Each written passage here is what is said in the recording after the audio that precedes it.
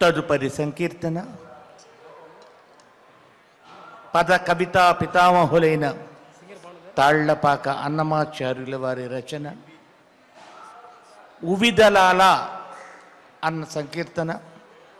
ఉవిదలు అంటే పడుచులారా అని ఒక పడుచు పిల్లని ఉద్దేశించి చెప్పుకునే శృంగారపరమైన రచన.